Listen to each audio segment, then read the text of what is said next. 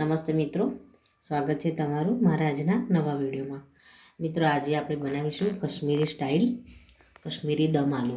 તો એના માટે આપણે મીડિયમ સાઇઝના નાના નાના બટેકા લીધા છે, એની છાલ ઉતારી અને એને આપણે ધોઈ લીધા છે।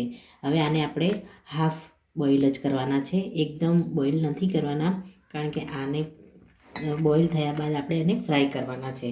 તો કુકરમાં થોડું પાણી લઈ અને બટાકા ડૂબે એટલું પાણી લઈ થોડું મીઠું એડ કરી અને એને એક જ સીટી આવે એટલે બોઇલ કરી અને કુકરને આપણે ખોલી દઈશું। તો મિત્રો, આપણે પહેલાં બટેકાને બોઇલ કરી લઈએ। મિત્રો, આપણે બટેકાના ભાગનું મીઠું એડ કરી અને બટેકાને આપણે થોડા આ રીતે પાણીની અંદર મિક્સ કરી અને કુકર ઢાંકી અને એક જ વિસલ આવવા દઈશું અને એને વરાળમાં નહીં થવા દઈએ। તરત આપણે ઢાંકણું ખોલી અને બટેકાનું પાણી બધું કાઢી બટેકાને આપણે ઠંડા કરીશું। બટાકામાં એક સીટી આવે ત્યાં સુધી આપણે મસાલો તૈયાર કરવાનો છે। તો આપણે 3 મીડિયમ સાઇઝના તેજ પત્તા લીધા છે। આપણે થોડી સૂંઠ લઈ લઈશું, ત્યારબાદ એક તજનો ટુકડો લઈશું, એક મોટી ઇલાયચી, 2 નાની ઇલાયચી લઈશું, 3 થી 4 આપણે લવિંગ લઈશું,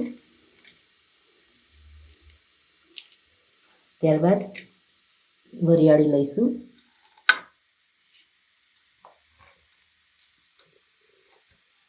મરી આપણે 4 થી 5 લઈશું અને આખા ધાણા લઈશું। આ મસાલાને આપણે ધીમા તાપે રોસ્ટ કરી દઈશું। આપણે નોનસ્ટિક ઉપર મસાલાને પહેલાં તો મીડિયમ તાપ ઉપર રોસ્ટ કરી લઈશું। ત્યારબાદ સારી રીતે રોસ્ટ થઈ જાય એટલે થોડા ઠંડા કરી અને એને મિક્સચરમાં એનો પાવડર કરી લઈશું।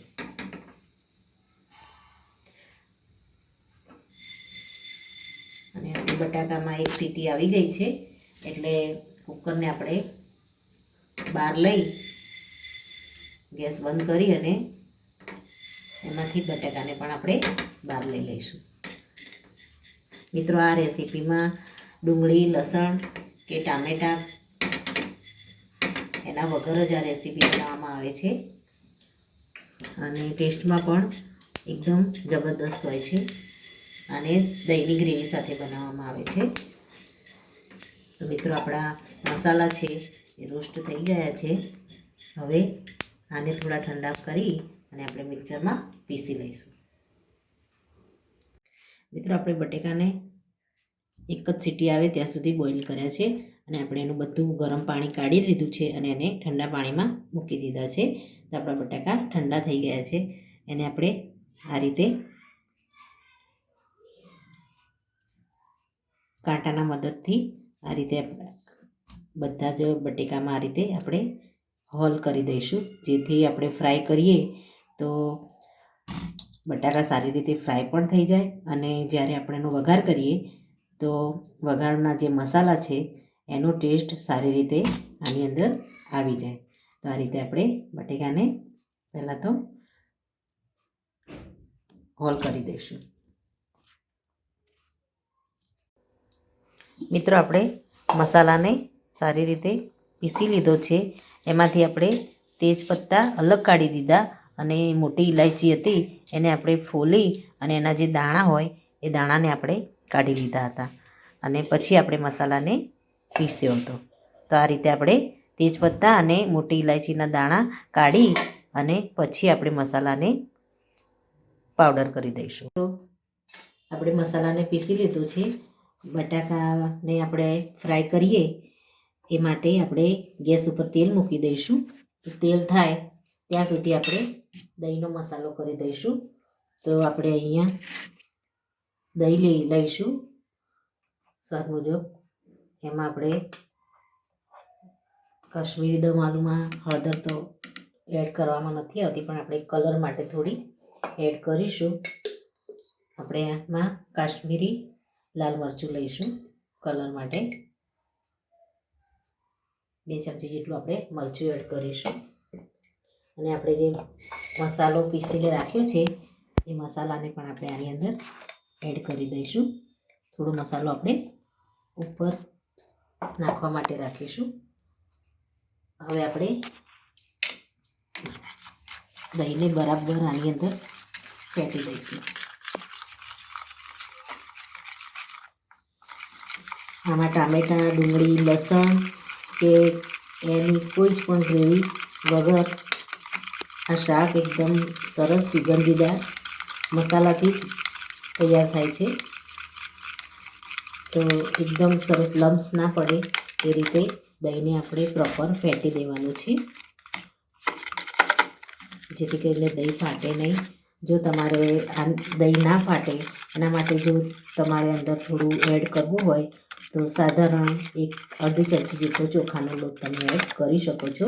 પણ આપણે ફ્રેશ દહીંનો જ ઉપયોગ કર્યો છે, ખાટી દહીં નહીં લેવાની. ફ્રેશ દહીંનો ઉપયોગ કર્યો છે એટલે ખટાશ નહીં હોય એટલે જલ્દી ફાટશે નહીં. તો બરાબર એકદમ લમ્સ ના રહે એ રીતે આપણે ફેંટી લઈશું. હવે આપણે તેલ ગરમ થાય એટલે બટેકાને એમાં ફ્રાય કરી દઈશું. હવે આપણે તેલ મૂકી દીધું છે.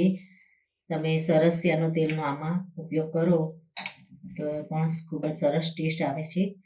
આપણે સિંગ તેલનો ઉપયોગ કરીશું. તો તેલ આપણું થઈ ગયું છે. આપણે એમાં બટેકાને ગોલ્ડન બ્રાઉન થાય એ રીતના આપણે ફ્રાય કરીશું.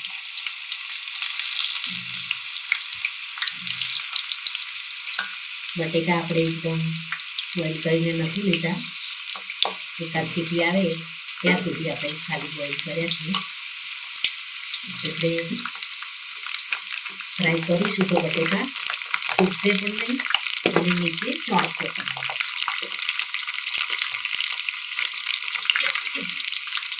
કઢાઈમાં સમાય એટલે આપણે બટેકા એડ કરી દીધા છે.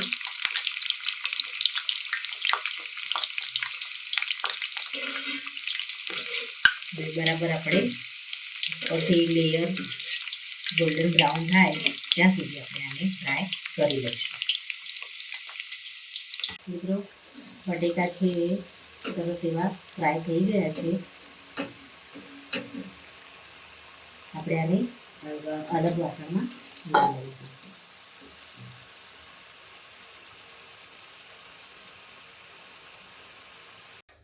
મિત્રો આપણે બટાકા છે એને સરસ રીતે ફ્રાય કરી દીધા છે. આપણે થોડું ઉપર મીઠું નાખી દઈશું અને મરચાંને આપણે થોડું ઉપર એડ કરી દઈશું. આપણે કાશ્મીરી મરચાંનો જ ઉપયોગ કરીએ છીએ એટલે ખૂબ વધારે નહીં થાય. આ રીતે બટેકાને પહેલાં તો મિક્સ કરી દઈશું. હવે આપણે વઘારની શરૂઆત કરીશું. મિત્રો આપણે એ જ વઘારમાં તેલ એડ કરી દઈશું. એ જ કઢાઈમાં આપણે જે બટાકાને ફ્રાય કર્યા એ તેલ જ એડ કરીશું.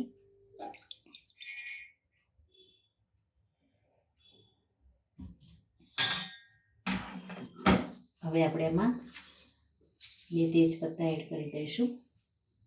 જે તેજપત્તા આપણે મસાલા સાથે ડ્રાય રોસ્ટ કર્યા હતા એ જ આમાં એડ કરી દઈશું, જેને આપણે પીસતી વખતે બહાર લઈ લીધા હતા. ત્યારબાદ એમાં જે આપણે દહીંનો મસાલો જે કરીને રાખ્યો છે, મેન ઇન્ગ્રેડિયન્ટ્સ કાશ્મીરી દમ આલુમાં આ જ છે. તો આપણે આને આમાં એડ કરીશું અને આને આપણે કન્ટિન્યુ હલાવીશું, જેથી કરી અને એમાં લમ્સ ના પડે અને આપણી દહીં છે એ ફાટે નહીં. ગેસને આપણે એકદમ મીડિયમ રાખીશું.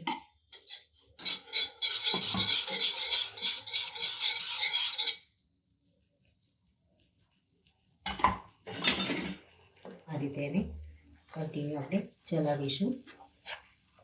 5 થી 7 મિનિટ આપણે દહીંને પકવીશું.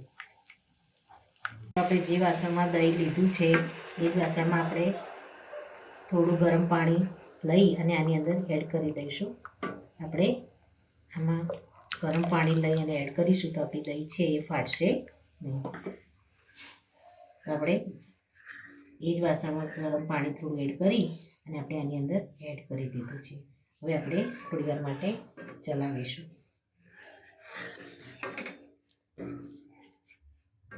એમાં આપણે થોડું મીઠું એડ કરી દઈશું ટેસ્ટ મુજબ.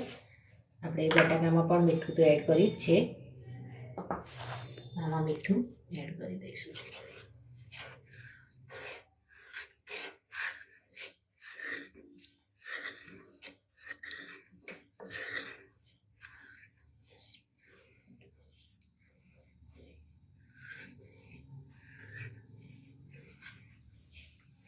દહીંને આપણે થોડી ઉકળવા દઈશું. દહીં સરસ રીતે ઉકળી ગઈ છે. હવે આપણે આની અંદર બટાકા એડ કરી દઈશું.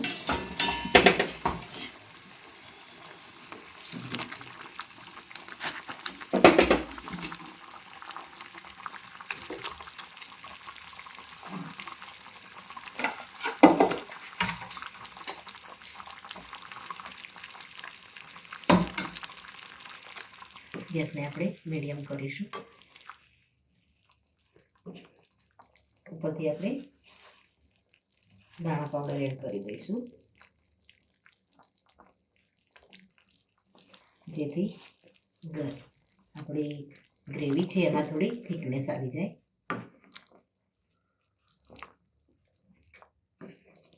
હવે આને ઢાંકી અને 5 મિનિટ માટે કૂક થવા દઈશું.